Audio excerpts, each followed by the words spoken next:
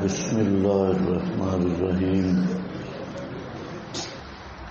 بعثناہم لیتساءلوا بینہم، کیوں سلایا؟ بعثناہم لیتساءلوا بینہم، ہم نے ان کو سلا دیا تاکہ آپس میں گفتگو کریں۔ قال قائل منہم، اٹھ بیٹھے غار میں، کتنا 309 سال سونے کے بعد اٹھ بیٹھے۔ اب ذرا خیال کرنا، 309 سال گزر گئے، آج آنکھ کھل گئی۔ قال قائل منہم، کہا ایک کہنے والے نے ان میں سے، کم لبستم کم لبستم کم یومن اقمتم نائمین۔ کم لبستم کا معنی کم یومن اقمتم نائمین، اس نیند کی حالت میں کتنے دن ٹھہرے؟ قالو، دوسرے کہنے لگے، لبسنا یومن او بعض یوم، ٹھہرے رہے ہم نیند میں ایک دن یا دن سے بھی کم، ادھی پونی دہاڑ، بعض یوم۔ قالوا ربکم اعلم بما لبستم، کہنے لگے، یہ دوسرا گروہ کہنے لگا تمہارا رب ہی خوب جانتا ہے تمہارے ٹھہرنے کی مدت کو، پس بھیجو ایک کو اپنے ورق اس چاندی کے ساتھ، ہذہ الی المدینہ، اس پونجی کے ساتھ طرف مدینہ شہر کے، فلینظر، بس چاہیے کہ دیکھے، ایہا ازکا طعامن، کون سا صاف ستھرا کھانا ہے، فلیاتکم، پس لائے تمہارے پاس، برزق منہ، رزق اس سے، کھانا اس سے، فلینظر، ہاں بھئی بھیجو ایک کو، یہ جو ورق چاندی وغیرہ اس کے ساتھ شہر کی طرف، فلینظر ایھا ازکا طعامن فلیاتکم برزق منہ، تمہارے پاس رزق لائے، روٹی شوٹی لائے اس سے، وَلْيَتَلَطَّفْ وَلْيَتَلَطَّفْ، اور چاہیے کہ نرمی کرے، سختی نہ کرے، کسی دکاندار سے لڑائی نہ کرے، وَلْيَتَلَطَّفْ، اور چاہیے نرم گفتگو کرے۔ کیوں؟ چھپے ہوئے تھے نا، اس لیے کہتے ہیں نرم گفتگو ہو۔ عام طور پہ دکانوں پہ ریٹ پہ جھگڑا بھی بن جاتا ہے۔ وَلَا يُشْعِرَنَّ بِكُمْ أَحَدًا، اور نہ بتلائے تمہارے بارے میں کسی ایک کو بھی، تمہارے بارے میں کسی کو بھی اطلاع نہ دے، پتہ نہ بتائے، انہم، اس لیے کہ اگر وہ یظہروا، مطلع ہو گئے، علیکم، اوپر تمہارے، رجم کر دیں گے تم کو، مار دیں گے، سنسار کر دیں گے، یا پھیر دیں گے تم کو اپنی ملت میں، وَلَن تُفْلِحُوا اِذًا أَبَدًا، اور ہرگز نہیں تم کامیاب ہو سکو گے اس وقت کبھی بھی۔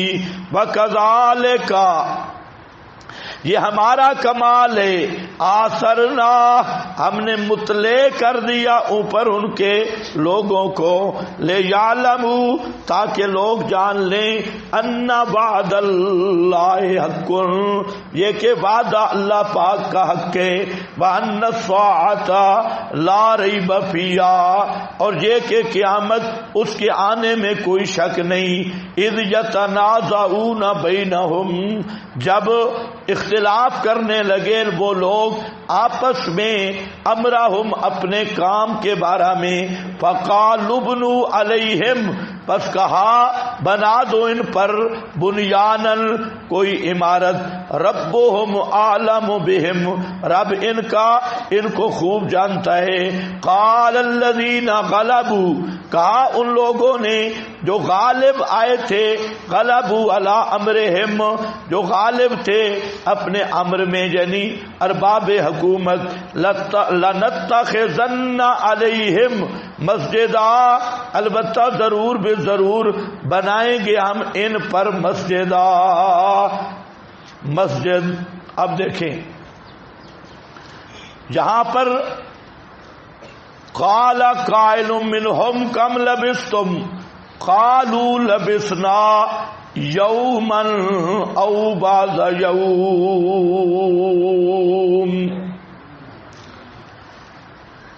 کتنا ٹھہرے جی، ایک دن یا دن سے بھی تھوڑا۔ یہ مسئلہ سمجھانا تھا، لیتساءلوا کہ اولیاء اللہ ہیں 309 سال تک نیند آئی ہے، نیند موت بھی نہیں، اور حالت نیند میں اپنے حال کا بھی پتہ نہیں، اردا گرد کا بھی پتہ نہیں۔ 309 سال کی مدت تک جب سوئے کو پتہ نہیں تو موئے کو بطریق اولا پتہ نہیں ہے، جب نیند والے کو پتہ نہیں تو موت والے کو بطریق دلالت النص پتہ کوئی نہیں۔ پتہ چل گیا اولیاء اللہ جن کو اپنے ٹھہرنے کا پتہ نہیں، تمہاری پکاروں کا کیا پتہ لگ سکتا ہے؟ جن کو اپنے قیام کا پتہ نہیں تو ان کو سارے جہان کا کیسے پتہ چل سکتا ہے؟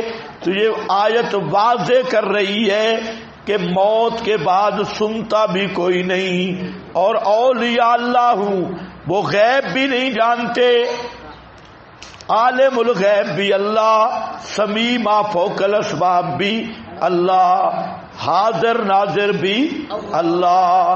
اور وہ جو یہودی پوچھ رہے تھے، اللہ نے ان کو جواب دیا کہ تم تو کہتے ہو جناب وہ اصحاب الکہف وہ متصرف ہیں، ذرا ان کی حالت تو دیکھو کہ انہوں نے ایک تو اپنی جان نہیں بچا سکتے تھے، وہ مجھے پکار رہے تھے ہر قدم پر، اور جو دعائیں مانگتا ہو وہ مشکل کشا نہیں ہوتا۔ تیسرا وہ اپنی جان کی حفاظت کا اختیار نہیں رکھتے تھے، ان کی جان کی حفاظتیں میں نے کی، وہ اپنی کروٹیں نہیں بدل سکتے تھے۔ جو کروٹ نہیں بدل سکتا وہ مشکل کشا کیسے ہے، وہ حاجت روا کیسے ہے؟ ان کی تو کروٹیں بھی میں بدلتا رہا، نقلبہم، اور پھر ان کو سلایا بھی میں نے، اٹھایا بھی میں نے، اور جن کو حالت نیند میں اپنے ٹھہرنے کا پتہ نہ ہو اس کو تمہاری پکاروں کا کیا پتہ چل سکتا ہے، اس کو سارے جہان کا کیا پتہ چل سکتا ہے؟ تو یہ سارا ان کے اختیارات کی بھی نفی، ان سے علم الغیب کی بھی نفی، اور مسئلہ یہ بھی آ گیا لبثنا یومن او بعض یوم، یہ سارے مسئلے حل کر دیے قرآن نے۔ ایک اور فائدہ سنو کہ یہ اکثر امور خارق عادت ہے جو ان کے ساتھ پیش آئے، اور یہ ان کی کرامات ہیں۔ جیسے پہلے میں نے ذکر کیا سورج کا ہٹ جانا نمبر 1 کرامت، ان کے وجود کا اعکاز کی طرح رہنا یہ دوسری کرامت، ان کی کروٹوں کا بدلتے رہنا یہ تیسری کرامت، ان کا 309 سال تک بغیر کھائے پیے رہنا، زندہ رہنا، یہ بھی کون سی؟ چوتھی کرامت، اور ان کے وجود کا اپنی حیات پہ رہنا یہ 5ویں کرامت، وجود نہیں بدلا، نہیں تو جب سوئے تھے تو جوان نوجوان تھے، 309 سال کے بعد اٹھتے تو بابے ہوتے ہیں، تو پھر کہتے لبسنا یومن او بعد یوم ہیں۔ چھٹی کرامت ان کے یہ عادتاً ناخن بڑھتے رہتے ہیں، بال بڑھتے رہتے ہیں، ان کے ناخن بھی نہیں بڑھے، بال بھی نہیں بڑھے۔ اگر بال بڑھتے رہتے، ناخن بڑھتے رہتے، غار سے بھی باہر آ جاتے، لیکن بال اپنی حالت پہ رہے، ناخن اپنی حالت پہ رہے۔ یہ بھی کیا ہے؟ کرامت۔ یہ 6 کرامتیں ان اصحاب کہف کی، لیکن ذرا خیال رکھنا کرامت کی حقیقت کیا ہے۔ یہ 6 کرامتیں تو ان کے وجود پہ ظاہر ہو رہی ہیں، لیکن اصحاب کہف کو ان کرامتوں کا علم بھی کوئی نہیں،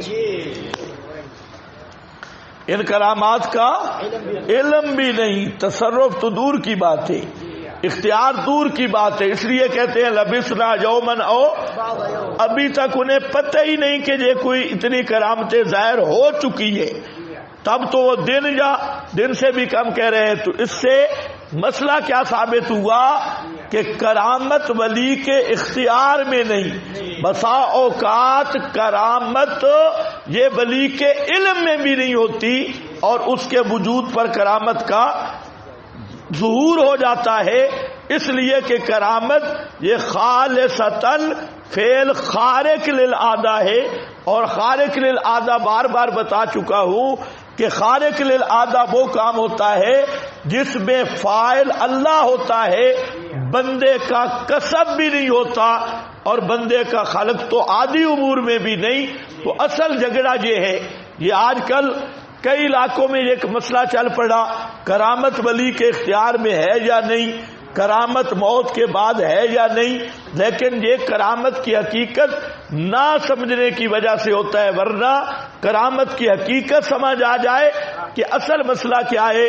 میں پھر یاد دہانی کے لیے کہہ دیتا ہوں کہ امور 2 ہے، ایک ہے امور عادیہ، ایک ہے امور خارق للعادہ۔ جو امور عادیہ ہے ان میں خالق اللہ ہے، کاسب بندہ ہے، اور یہی کاسب یہی اسباب ہے، یہ کسب یہی آلہ ہے، یہی اسباب ہے۔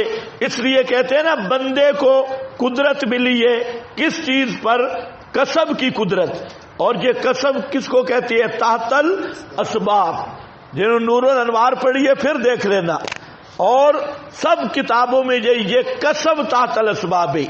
اور جو امور عادیہ ہے ان میں کسب کی طاقت یہ انسان کو ملتی ہے، اور اسی کسبی اختیار پر انسان کو مکلف بنایا گیا، اور اسی کسبی اختیار پر جزا سزا کا قانون جاری ہوگا، اور وہ یہ ہے کسبی اختیار۔ اور جو امور خارق للعادہ ہے تو وہ تحت الاسباب ہے ہی نہیں، وہ ہے ہی فوکل، وہ اسباب کے تحت ہے ہی نہیں۔ جب اسباب کے تحت نہیں تو اس میں بندے کا کوئی اختیار نہیں، اس میں بندے کا اختیار ماننا یہ خالص کفر اور شرک ہے۔ اس میں فاعل بھی اللہ ہے اور ان میں خالق بھی اللہ ہے۔ مظہر وجود عبد، کیا لفظ میں نے بولا؟ مظہر وجود عبد، تو وجود عبد مظہر ہے، اور اس کرامت کا موجد ایجاد اور اس میں متصرف صرف اللہ ہے۔ تو کرامات الاولیاء حق، اہل سنت کا عقیدہ ہے۔ لیکن یاد رکھ لو یہ بھی اہل سنت کا عقیدہ ہے کہ کرامات کیا ہوتی ہے؟ خارق، اور امر خارق للعادہ معجزے میں نبی کا اختیار نہیں ہوتا، کرامت میں ولی کا اختیار نہیں ہوتا۔ اسی لیے جہاں پر بھی مختلف طبقات بن گئے، ایک نیچری طبقہ وہ خوارق کا منکر ہے، ایک یہ بریلوی اور للڑ یہ خوارق کو قانون بناتے ہیں، اور خوارق کو اولیاء انبیاء کے اختیار میں ماننے کے درپے ہیں، اور اہل سنت والجماعت کے نزدیک خوارق برحق کے، لیکن خوارق میں تصرف، اختیار فعل یہ صرف اللہ کا ہوتا ہے، خبر کسی ولی کے یا نبی کے اپنے تصرف اختیار میں نہیں۔ وجہ یہ ہے کہ یہاں اسباب نہیں ہے، اور ما فوق الاسباب ایک ذرے کا پر بھی تصرف غیر اللہ کا ماننے والا وہ مشرک ہے۔ یہاں مختار کل کی بات نہیں، کسی ایک ذرے پہ بھی کسی غیر کا ما فوق الاسباب تصرف مانے تو وہ آدمی مشرک ہے۔ تو اب یہاں یہ مسئلہ بالکل صاف ہو گیا کہ اولیاء اللہ ہیں، لیکن کرامات ان کے وجود پہ ظاہر ہوئی، ان کو علم بھی نہیں۔ اب دیکھو فائدہ نمبر 5، احتجا اصحابنا الصوفیہ، تو ایک صوفیہ ہے ایک متصوف ہے، دونوں میں فرق ہے۔ ہمارے بزرگ جو صوفی حضرات ہیں اس آیت سے استدلال کیا ہے علی صحت القول بالکرامات، کرامات کے صحیح ہونے پر ہوا استدلال ظاہر، یہ استدلال ظاہر ہے۔ قصہ تو اصحاب الکہف وبقاؤہم فی النوم، اور اصحاب کہف کا قصہ اور باقی رہنا ان کا نیند میں، احیاء زندہ رہنا 309 سال، اور سالمین عن الآفات، یہ جتنی چیزیں میں نے شمار کی آفات سے سالم رہنا، مدت 300 سنہ و9 سنین، وانہ تعالی کانا، اللہ تعالیٰ نے ان کو محفوظ رکھا من حر الشمس الکبیر۔ امام راضی کہتی ہیں کہ یہ استدلال ظاہر ہے، صرف صوفیوں کی بات نہیں، راضی تعین کر رہے ہیں کہ یہ استدلال صحیح ہے۔ اسی طرح کرامت پر آپ کے پاس حدیث لکھی ہے کہ لم یتکلم فی المہد الا ثلاثہ، 3 بچوں نے مہد میں کلام کیا۔ تو یہ بھی خر کی عادت ہے، بچہ مہد میں ہو، گود میں ہو اور کلام کرے۔ بخاری کا حوالہ لکھا ہے، اور امارا علیہم عاصم ابن ثابت الانصاری، یہ حضرت عاصم کا واقعہ ہے معروف جو بخاری میں، کہ موت کے بعد ان کے وجود کو اللہ تعالی نے شہد کی مکھیوں کا چھتا بھیج کر محفوظ کر دیا، معروف ہدایت ہے، معروف بات ہے۔ اسی طرح حضرت خبیب اسی لشکر میں تھے، حضرت خبیب یہ جو 10 آدمی تھے، ان کو مشرکین نے گھیراؤ کیا، پہاڑ پہ چڑھ گئے، تو مشرکین نے انہیں کہا ہم آپ کو امان دیتے ہیں۔ بعض نے مشرکین پر اعتماد کیا امان میں، ان کو مشرکین نے گرفتار کر لیا، اور یہ چند ساتھی پہاڑ کی چوٹی پہ چڑھ گئے۔ حضرت عاصم ان کے امیر تھے، تو مشرکین نے کہا ہم تمہیں امان دیتے ہیں، نیچے آؤ۔ انہوں نے کہا کسی مشرک کی امان کا کوئی اعتبار نہیں، اس لیے وہ لڑتے رہے، اور ان میں ایک حضرت خبیب بھی تھے۔ حضرت خبیب گرفتار ہو گئے، اور حضرت عاصم رضی اللہ تعالیٰ عنہ یہ مقابلہ کرتے رہے، اور اس مقابلہ میں آخر میں شہید ہو گئے۔ جب شہید ہوئے، مشرکین نے بدر کے مقتولوں کا بدلہ لینے کے لیے منتیں مانی ہوئی تھی کہ اگر یہ آدمی ہمارے ہاتھ چڑھ گئے تو ہم ان کی کھوپڑیوں میں شراب ڈال کے پیئیں گے۔ تو مشرکین یہ کرنا چاہتے تھے، حضرت عاصم کی کھوپڑی سر جدا کرنا چاہتے تھے۔ تو جب وہ شہید ہو گئے تو اب مشرکین آگے بڑھے، تو اللہ رب العزت نے ان کی لاش اور میت کی حفاظت کے لیے شہد کی مکھیوں کا چھتا وہاں پر بھیجا، جو مشرکین پہ حملہ آور ہوا، اور وہ پیچھے بھاگ گئے، اور رات کو بارش آئی، اور پھر آج تک مشرکوں کو حضرت عاصم کی میت نہیں ملی۔ تو یہ ایک خرقی عادت واقعہ اور کرامت تھی، اللہ جانتا ہے حقیقت حال کو۔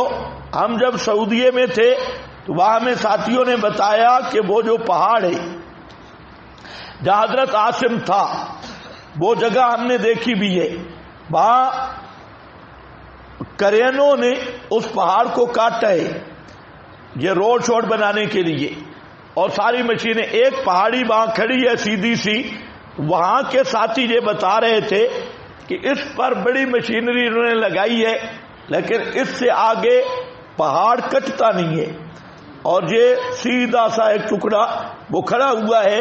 تو میں نے کہا ممکن ہے کہ اب تک وہی حفاظتی انتظام ہوں اور اسی کا اثر ہو کہ وہ پہاڑ کرینے بھی نہیں کاٹ رہی، تو وہ پہاڑی ادھر ادھر انہوں نے کاٹ دی لیکن درمیان میں اونچی سی پہاڑی وہ کھڑی ہے۔ تو یہ اعزاز جو حدیث سے ثابت ہے وہ اتنا ہے، شہد کے چھتے والا اور بارش والا۔ یہ اگلی بات جو ہے یہ کوئی حتمی نہیں ہے، یہ ایسے ایک اندازہ ہے کہ پہاڑی ہوئی ہے ادھر ادھر کٹ گئی، درمیان میں ابھی تک کھڑی ہوئی ہے، ممکن بات ہے۔ تو حضرت خبیب یہ گرفتار ہو کے قیدی بن گئے اور مشرکین نے ان کے قتل کے لیے دن مقرر کیا کہ اس کو ہم قتل کریں گے سب اکٹھے ہو کر۔ ہاں، حضرت خالد بن ولید بھی جو متاثر ہوا تھا ان کو دیکھ کر، اور اس طرح دو چار اور قیدیوں کو دیکھ کر حضرت خالد کا ذہن بدلنے کا یہ سبب تھے۔ خیر، حضرت خبیب کو جو آخری دن تھا تو انہوں نے استرا مانگا صفائی کے لیے، تو وہاں عورت خود بیان کرتی ہے کہ میں نے حضرت خبیب باندھے ہوئے تھے، اور ساتھ کہتی ہے کہ اللہ کی قسم میں نے خبیب جیسا آدمی نہیں دیکھا کہ اس کے ہاتھ پاؤں بندھے ہوئے تھے لیکن اس کے سامنے انگوروں کے خوشے تھے، تازہ انگوروں کے، اور وہ انگور کھا رہے تھے۔ یہ بھی کرامت ہے، ہاتھ پاؤں بندھے ہیں اور انگوروں کے خوشے اس کے سامنے ہیں۔ اور پھر فرمایا استرا دیا، تو استرا جب انہوں نے لے لیا تو ان کا بچہ کھیلتا کھیلتا ان کی گود میں چلا گیا۔ اب اس کو خطرہ ہوا ماں کو کہ یہ تو قیدی ہے، ہم اس کو مارنے والے ہیں، تو یہ کہیں بچے کو نقصان نہ دے۔ حضرت خبیب نے اس کو جہاں بٹھایا اور ماں کو کہا کہ بے فکر رہو، ہم نے ایسی حرکتیں کبھی نہیں کی، آپ کے بچوں کو میں کچھ بھی نہیں کہتا۔ اور جب لے گئے مارنے کے لیے تو انہیں کہا جی آپ کی آخری خواہش۔ ہاں، ایک بات وہاں ان سے کی گئی بڑی عجیب، جب وہاں ان کو لٹکانے لگے تو کہا کہ بتا کیا خیال ہے تیرا، اگر تیری جگہ پہ تیرا نبی ہوتا اور تو بچ جاتا۔ تو حضرت خبیب یہاں یہ سن کر تڑپ اٹھے، انہیں کہا میری جان کے جتنے ٹکڑے بھی ہو جائیں تو میں اتنا بھی پسند نہیں کرتا کہ میرے نبی کو ایک کانٹا بھی چبھے، یہ لفظ کہیں۔ پھر انہوں نے کہا آخری خواہش۔ حضرت خبیب کہنے لگے ہاں وہ خواہش ہے، مجھے 2 رکعت نماز پڑھنے دو۔ تو یہ حضرت خبیب سے 2 رکعت نماز شروع ہوئی، پھانسی سے پہلے اور قتل سے پہلے۔ تو یہ پورا واقعہ، اس میں کئی کرامات ہیں، آپ کے پاس بخاری 3989 نمبر حدیث درج ہے۔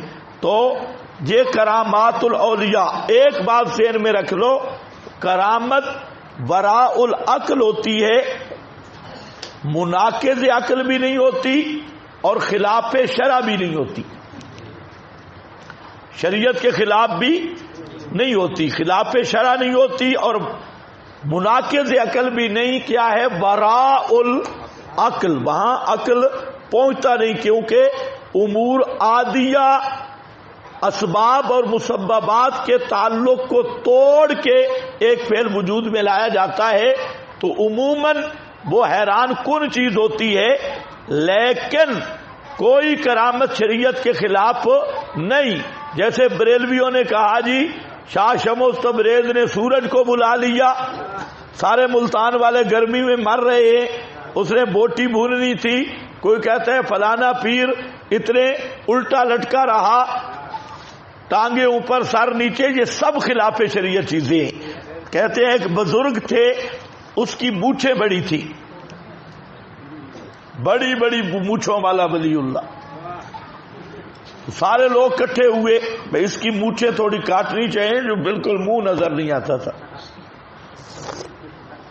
انہوں نے جب ولی اللہ کی مونچھوں پہ کینچی چلائی تو خون بہنے لگ گیا، بالوں سے خون آنے لگا۔ انہوں نے کہا چلو چھوڑ دو، ہم اس راز سے ناواقف تھے، یہ ولی اللہ نہیں تھا، کوئی باندر ہی ہوگا۔ خلاف شریعت یہ جو مونچھیں یہاں منہ میں پڑتی ہے یہ حرام ہے، یہ شمارے بے، یہ بے شک بڑھاتے رہو، لیکن یہ جو یہاں منہ کے اندر پڑتی ہیں پینے کھانے میں تو یہ بالکل بندر کی طرح ہیں، ان کو حکم ہے شوارب کو کٹاؤ، یہ مجوسیوں کی عادت ہے۔ ہاں جی، بزرگ کو جوئیں پڑ گئی، مست بزرگ، ہاں جوئیں سمجھتے ہو کہ نہیں؟ ہاں، اور وہ جو جوئیں تھی نا، وہ چونکہ بزرگوں کے رینڈ تھے، بزرگوں کی جوئیں تھی، تو وہ کٹے کٹے جتنا ایک رینڈ تھا، کٹا کٹا سمجھتے ہو بھائی؟ اور بھینس کا،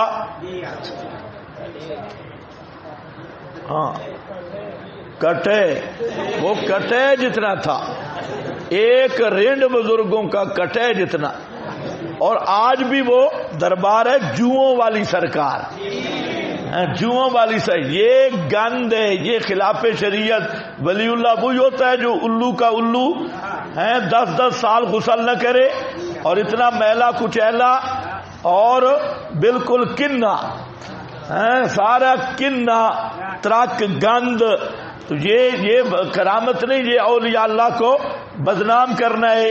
جی مائی بڈڑی آئی تے کانڈ نال کانڈ ملا، یہ کیا تماشا ہے؟ یہ ولی اللہ ہے کہ غیر محرم کو پیٹھ کے ساتھ پیٹھ ملا کے کھڑا ہے؟ تو خیر اتنا ایسے نقل کیا، آگے نہیں ذکر کیا کیا ہوا۔ ہاں بھائی دیکھو،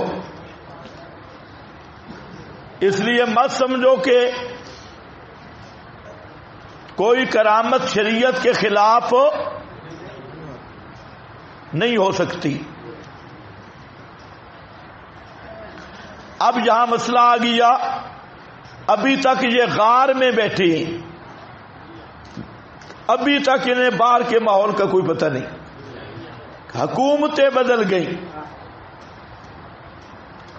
پہلے جس بادشاہ سے یہ ڈر کے نکلے تھے جان بچانے کے لیے، اور یہ ڈر اپنی جان کے لحاظ سے نہیں تھا، نکلے اس لیے تھے کہ ہم اگر مارے گئے تو مسئلہ رک جائے گا، مسئلہ بیان کرنے والا کوئی نہیں ہوگا۔ تو اب یہ وہ بادشاہیاں بدل گئی، حکومتیں بدل گئی، لیکن ابھی بھی کہتے ہیں کہ جاؤ یہ لے جاؤ پونجی، ورے کے کم ہادہی للمدینہ، شہر کی طرف لے جاؤ، فل جنظر ایہا ازکا طعاما، چاہیے کہ دیکھے ایہا کون سا ازکا طعاما۔ اب یہاں دیکھو ذرا ایک بات سمجھو، آج کل بعض لوگ خالص محرف قرآن ہیں اور اس کو وہ ذرا شرم نہیں آتی۔ اب ایک مسئلہ ہے کہ جو اہل کتابیں اوت الکتاب، ان کی ذبیحہ حلال ہے، اور یہ مسئلہ قرآن میں کھڑا ہے۔ ایک وہ ہیں جو مشرک ہیں غیر اہل کتاب، ان کی ذبیحہ حرام ہے، اتفاقی مسئلہ ہے۔ مرتد کی ذبیحہ حرام ہے، یہ بھی تمام علماء متفق ہیں۔ اب ہے اس امت کا کلمہ گو مشرک، کلمہ بھی پڑھتا ہے مشرک بھی ہے، اور جہاں یہ بات ذہن میں رکھیں نسلی، کیونکہ بیٹے پوتے کا حکم باپ والا ہوتا ہے. اگر مرتد ہے نا تو ارتداد کے آپ نے احکام پڑھے. تو پھر کہہ رہا ہوں کہ کافر چند قسم پہ ہیں. ایک کافر اہل کتاب ہے، ایک کافر غیر اہل کتاب ہے، ایک مرتد ہے. کتنے ہو گئے؟ یہ تین. اور ایک ہے اس امت کا اسلام کا دعویٰ کرنے والا مشرک، اس امت کا نسلی مشرک، کیونکہ ارتداد باپ مرتد ہے، بیٹے پہ بھی وہی احکام ارتداد کے جاری ہوں گے. اس لیے میں کہہ رہا ہوں نسلی. اب یہ کیا ہے؟ اہل کتاب کی ذبیحہ حلت پہ اتفاق ہے، قرآن میں ہے، اور غیر اہل کتاب مشرک کی ذبیحہ حرام ہے، وہ بھی اسی آیت سے بھی ثابت ہے اور علماء حضرات سے بھی ثابت ہے، لیکن نص قطعی اس پر موجود نہیں. اور تیسرا کیا ہے؟ مرتد کی ذبیحہ بھی حرام ہے، علماء متفق ہیں. مسئلہ یہ ہے کہ اس امت کا نسلی کلمہ گو مشرک یا کافر، صرف مشرک نہیں یا کافر، اس کا حکم کیا ہے؟ یہ اہل کتاب ہے یا نہیں؟ اہل کتاب ہے یا نہیں؟ تو بعض علماء نے کہا کہ اس کا حکم ہے اہل کتاب والا، بعض نے کہا کہ اس کا حکم ہے عامت المشرکین والا یا مرتد والا. حضرت نیلوی شاہ صاحب رحمہ اللہ اس کا نام رکھتے ہیں زندیق. یہ زناد کا ہے اور ان کی یہ اہل کتاب نہیں، ان کی ذبیحہ حرام ہے اور ان کی ذبیحہ حلال نہیں. بعض علماء کہتی ہیں کہ یہ اہل کتاب ہے، ان کی ذبیحہ حلال ہے، جیسے یہود و نصارہ کی ذبیحہ حلال تھی، ان کی بھی حلال ہے، یہ اسی حکم میں. تو اب مسئلہ کی تنقیح کیا نکلی؟ ذبیحہ والے مسئلہ کی تنقیح کیا نکلی کہ مشرک کی ذبیحہ حلال ہے. جی مشرک کی ذبیحہ حلال ہے؟ نہیں. کس کی ذبیحہ حلال ہے؟ اہل کتاب، اوت الکتاب. اب وہ اوت الکتاب کون ہے؟ ظاہر بات ہے یہود و نصارہ ہیں، ان کی ذبیحہ حلال ہے. اور جو غیر اہل کتاب مشرک ہیں جیسے مکہ کے مشرک، ان کی ذبیحہ حرام ہے، اور مرتد اس کی بھی ذبیحہ حرام ہے. اب سوال یہ ہے کہ یہ موجودہ روافض یا بریلر یا للہڑ جن کے عقیدے کفریہ شرکیہ ہیں، یا پرویزی یا قادیانی، یہ جو فرقے ہیں، ان کی ذبیحہ کیا ہوگی، کیا حکم ہوگا؟ تو اس میں دو رائے ہو گئی، اور یہ کوئی آج کا مسئلہ نہیں، پہلے کا چل رہا ہے. اکثر علماء وہ یہ کہتے ہیں کہ ان کی ذبیحہ حرام ہے اور یہ زنادقہ ہیں، ان کے احکام مرتدوں والے ہیں. یہ مرتد ہے نہیں، مرتد وہ ہوتا ہے جو اسلام پہ آ کے پھرے. یہ تو نسلاً بعد نسلاً مشرک ہی چلے آ رہے ہیں، اسلام پہ آئی نہیں. احکام ان کے مرتدوں والے زنادقہ والے ہیں، اور یہ اہل کتاب نہیں ہیں. اکثر علماء، اکثر مفتیان کرام اور اکثر اہل تحقیق یہی کہتے ہیں، اور جبکہ بعض علماء کا یہ خیال ہے کہ ان کا حکم ہے اہل کتاب والا، اس لیے ان کی ذبیحہ بولو، ان کی ذبیحہ کیا ہے؟ حلال ہے. یہ قول مشہور ہے. اس کی تھوڑی سی بات میں آگے چل کے کرتا ہوں روافض کے بارے میں، شیعوں کے بارے میں خصوصاً. تو اب یہ ایک مسئلہ چل پڑا. اب بعض لوگوں نے تکفیر بازی شروع کر دی. بعض نے کہا جو ذبیحہ کھائے وہ کافر، بعض نے کہا جو حلال سمجھے وہ کافر. تو ہم اس غلو کے قائل نہیں، اس غلو کے قائل نہیں، لیکن یاد رکھو ہم قائل اسی کے ہیں کہ یہ اہل کتاب نہیں اور ان کی ذبیحہ حلال نہیں ہے، لیکن یہ حرمت کیا ہے؟ ظنی ہے. نص قطعی و ثبوت قطعی و دلالت سے یہ مسئلہ ثابت نہیں ہے، اور اس لیے یہاں پر تکفیر کرنا، اب کوئی ایسی آیت پیش کرے کہ اس امت کے کلمہ گو کافر کا مشرک کا حکم کیا ہے، وہ لائے آیت الراسب العین، اس پہ کوئی آیت موجود نہیں. تو جب نہیں ہے تو ہم کہتے ہیں تکفیر نہیں. ایک بات. دوسری بات یہ ہے کہ یہاں سے بعض حضرات نے بڑا زور لگایا کہ یہ نص قطعی موجود ہے، فَلْيَنْظُرْ أَيُّهَا أَزْكَىٰ.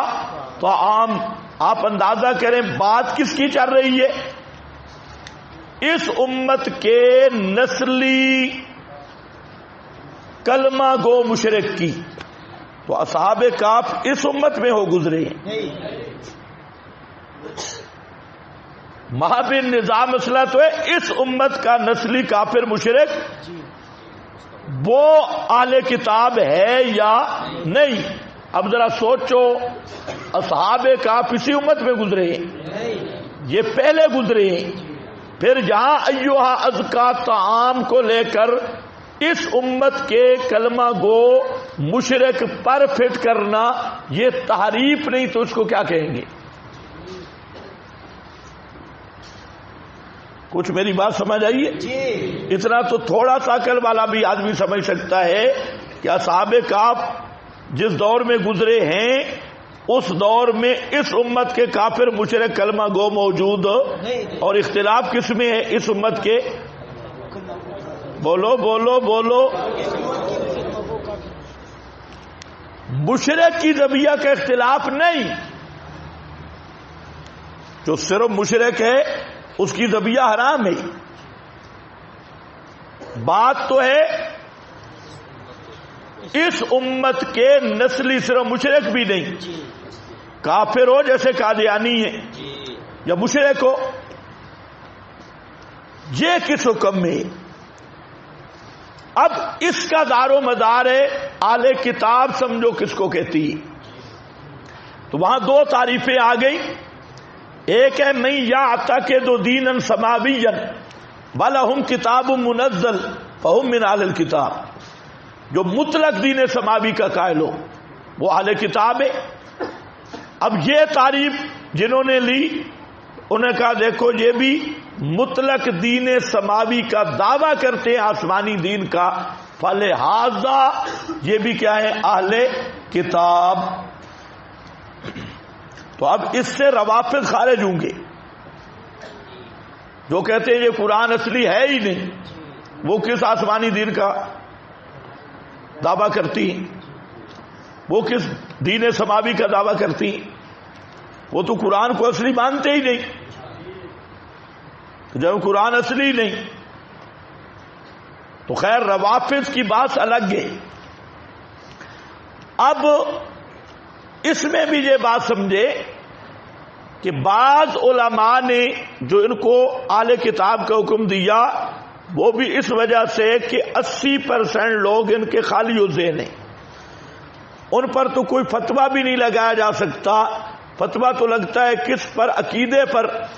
اب جس کا عقیدہ غیر اللہ کے ما فوق الاسباب سما علم غیب کا ہوگا وہی کافر ہوگا.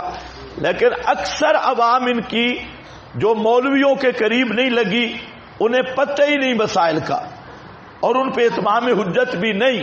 تو اس لیے بعض علماء نے کہہ دیا کہ یہ کیا ہے؟ اہل کتاب حکم میں بنسبت دوسرے مشرکوں کے انہوں نے اس حکم میں نرمی کی. حقیقت دیکھا جائے کوئی ان کے ساتھ نرمی نہیں ہے، لیکن پھر بھی کیونکہ 80% لوگ خالی و ذہن ہیں اور جو حضرات کہتی ہیں یہ اہل کتاب نہیں، وہ کہتے ہیں اہل کتاب کہتے ہیں من تدین بدین بالکتب المنسوخہ فہو کتابی، جو کسی دین کا دعویٰ کرے اور منسوخ کتابوں میں سے کسی کتاب کے ماننے کا دعویٰ کرے وہ اہل کتاب ہے۔ تو اس تعریف کے مطابق یہ اہل کتاب نہیں ہے، کیونکہ قرآن ناسخ کتاب ہے، منسوخ کتاب نہیں ہے۔ تو اس لیے میں یہاں مسئلہ نہیں بیان کر رہا، مسئلہ انشاءاللہ اس سال میرا دل ہے کہ مسئلہ ذبیحہ پورا بیان کروں گا، دونوں پہلوؤں کو لے کر مکمل اس مسئلے کا بیان کرنے کا میرا دل کر رہا ہے۔ بہرحال میں جہاں اتنا بتانا چاہتا ہوں کہ مابین نزاع کیا ہے، مابین نزاع ہے اس امت کا نسلی کلمہ گو مشرک یا کافر جس پہ حکم لگا ہے اس کا ذبیحہ حلال ہے یا نہیں۔ اس مسئلے پہ ایھا ازکا طعام کو فٹ کر کے پھر اس کو نسکتی قرار دینا، اس سے بڑی تحریف کہیں بھی ممکن نہیں۔ یہ کتاب اللہ کی تحریف ہے، اصحاب الکہف اس امت کے نہیں تھے۔ آپ کو میری بات سمجھ آ گئی ہے؟ اچھا خیر، آگے چلو، مسئلہ آئے گا انشاءاللہ۔ اب ایھا ازکا طعامن کا معنی کیا ہے، یہ دوسرا پوائنٹ۔ پہلے تو یہ اصحاب کہف اس امت کے کلمہ گو بھی نہیں، ان کا دور بھی اس امت کا دور نہیں ہے کہ اس ماحول میں بات کر رہے ہوں کہ کوئی شیعہ کی ذبیحہ نہ لے آئے، کوئی بریلیہ کی ذبیحہ، کوئی للڑوں کی ذبیحہ نہ لے آئے، اس سیاق میں وہ بات کر رہے ہوں۔ تو یہ وہ دور ہے کٹر مشرکوں کا، اس امت کے وہاں کلمہ گو موجود نہیں تھے۔ اب دیکھو، اور دوسری بات یہ ہے کہ ازکا کے متعدد معنی ہیں، ازکا کے متعدد معنی ہیں۔ آپ کے پاس لکھے ہیں کہ ازکا کا ایک معنی یہ ہے احلو، حلال کھانا ہو۔ فإن أهل المدینہ كانوا فی عہدہم یذبحون للطواغیت، اس لیے کہ شہر والے غیر اللہ کے نام کی دیگیں پکاتے تھے، یذبحون ذبح کرتے تھے طواغیت کے لیے، بتوں کے نام، بزرگوں کے نام پہ ذبح کرتے تھے۔ تو ان کا مطلب ہے کہ کوئی غیر اللہ کے نام پر ذبح کردہ جانور نہ لے آنا، ایسا گوشت نہ ہو جو غیر کی نظر نیاز ہو، اس کو اچھی طرح ذہن میں رکھ لو۔ اور دوسرا یہ ہے کہ انہم کانوا یذبحون الخنازیر، دوسرا یہ کہ اس زمانے کے لوگ خنزیروں کو ذبح کرتے تھے۔ جیسے آج چائنا والے، امریکہ والے ہیں، تو چائنا والے تو 2 ٹانگوں والا کوئی ہو صحیح ہیں یا 4 ٹانگوں والا، اس کو 2 ٹانگیں 4 ٹانگیں مل جائیں، بلی بھی کھاتی ہیں، چوہے بھی کھاتی ہیں، حشرات الارض بھی کھاتی ہیں، گیدڑ بھی کھاتی ہیں، لومڑ بھی کھاتی ہیں، ہر چیز کھا جاتی ہے۔ تو اصحاب الکہف کہہ رہے ہیں ازکا، حلال کھانا ہو، خنزیر کا گوشت نہ لے آنا۔ مفسرین نے جہاں حل کیا حلال کھانا، تو انہوں نے صاف آگے لکھا غیر اللہ کے نام کی چیز نہ ہو، خنزیر نہ ہوں، ایک۔ دوسرا ازکا کا معنی ہے اطیب، اچھا کھانا لاؤ۔ تیسرا اکثر، زیادہ کھانا ہو، معلوم ہوتا ہے بھوک بہت لگی تھی۔ اور چوتھا ہے ارخص اجود، کہ عمدہ کھانا ہو، بہترین کھانا ہو۔ تو ازکا کے معنی غیر اللہ کے نام کی نظر نیاز نہ ہو، خنازیر وغیرہ نہ ہوں، اور اطیب ہو، اکثر ہو، اجود ہو، اور فرماتے ہیں یہ روح المعانی ہے، اور فرماتے ہیں بس صحیح الاولو، پہلا صحیح ہے۔ پہلا کون سا؟ احلو والی بات کہ حلال کھانا ہو، یہ زیادہ صحیح ہے۔ لأن مقصودہم انما هو الطیب الحلال، اس لیے کہ ان کا مقصود تھا طیب حلال ہو، سواء کان قلیلا او کثیرا، برابر ہے کہ کم ہو یا زیادہ ہو، جتنا بھی ہو حلال کھانا۔ اس سے معلوم ہوتا ہے اولیاء اللہ رزق حلال ہی کو کھاتے ہیں، حرام کو نہیں کھاتے۔ یہ حضرت مولانا حسین علی رحمت اللہ علیہ کے مرشد جو تھے عثمان حالجوی، تو انہوں نے خواب دیکھا۔ خواب یہ دیکھا کہ میرے دربار پر خنزیر پڑے، اور یہ خواب 3 دفعہ دیکھا۔ تو حضرت گئے تو انہوں نے حضرت سے اس کی تعبیر پوچھی، مجھے سمجھ نہیں آ رہا۔ بہت سارے علماء سے میں نے پوچھا کہ میں بار بار دیکھ رہا ہوں کہ میرے اس خانقاہ میں اور یہاں خنزیر دیکھتا ہوں میں۔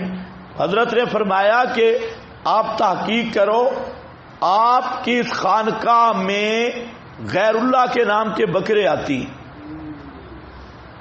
جب تحقیق کی تو واقعی وہ منت منوتی والے بکرے بھی آ رہے تھے غیر اللہ کے نام کی۔ تو حضرت نے فرمایا یہ خنزیر کے روپ میں تمہیں دکھائے گئے کہ یہ حلال نہیں ہے، خنزیر سے بھی بڑھ کے حرام ہے۔